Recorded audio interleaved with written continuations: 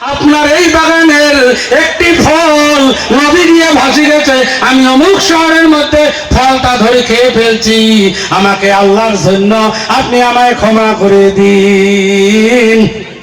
সেই বাগানের মালিক চিন্তা করলেন, আল্লাহ রে, এই কোন মানুষে ভাই, কত মানুষ এই বাগানের ফল চুরি করে নিয়ে যায় খায়, জীবনে মাপ নিতে আসে না।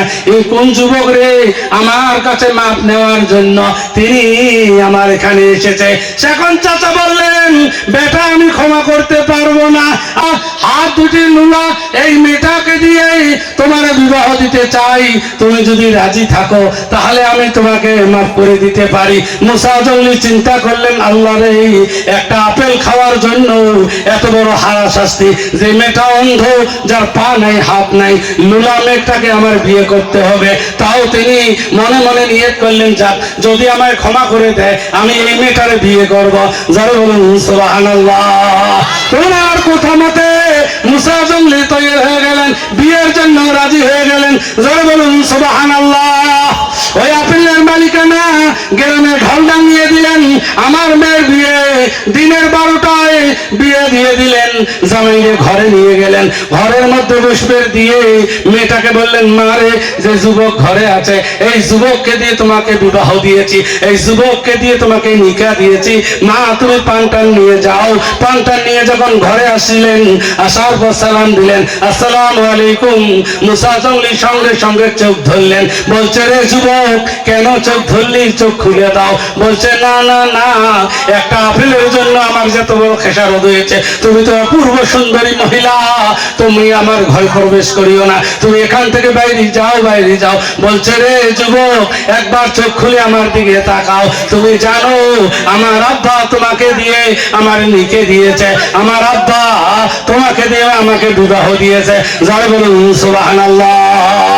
মুসা জঙ্গলি বললেন, না না না, আপনি এখান থেকে যান, আমার বিশ্বাস হয় না। বলছে, কেন বিশ্বাস হয় না বলুন। বলছে, তোমার বাবা বলছে তোমার চক্ষু দুইটি অন্ধ, পা দুটি লুলা, হাত দুইটি লুলা, তোমার জবানটা বোধা, তোমাকে দেখতে সবল শুদ্ধ মানুষ, তুমি তো, তোমার বাবা তোমাকে দিয়ে আমায় বিয়ে দেয়নি।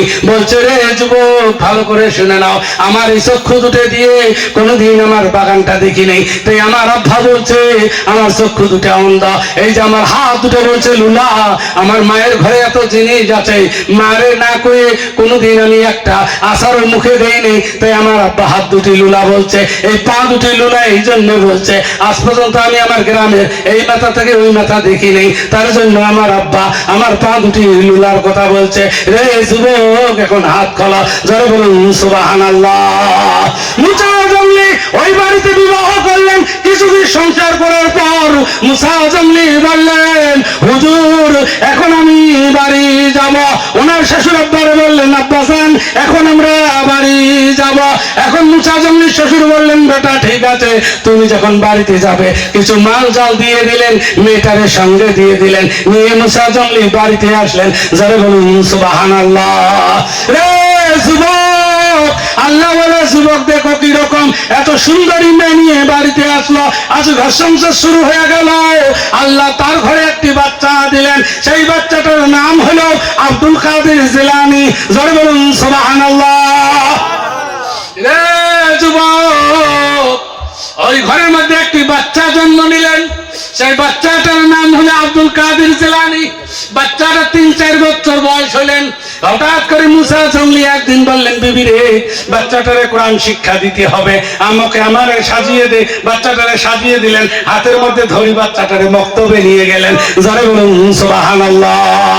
মক্তবের হুজুরকে নিয়ে যা বাচ্চাটা অর্পণ করে দিলেন, হুজুর আমার এই বাচ্চাটারে কোরআন শিক্ষা দিবে, আপনার কাছে দিয়ে দিলাম। হুজুর গ্রহণ করে নিলেন, আর মুসা জঙ্গলি চলে আসলেন। আর বাচ্চাটাকে যখন কায়দা খুলে নিলেন, নেওয়ার পর বললেন, বেটা তুমি পড়ো আউযু বিল্লাহি মিনাশ শাইতানির রাজিম, বিসমিল্লাহির রহমানির রহিম। তখন বাচ্চাটা বললেন, হুজুর এটা আমি পারি। যখন সুবহানাল্লাহ।